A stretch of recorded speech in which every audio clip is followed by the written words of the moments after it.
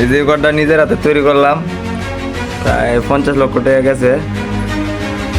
তো ঘরটা কেমন হয়েছে সবাই একটু জানাবেন। অনেক কষ্টের পরে এই ঘরটা তৈরি করলাম পিভিসি বোর্ড দিয়ে, ঠিক আছে। ঘরটা কেমন হয়েছে সবাই অবশ্যই জানাবেন।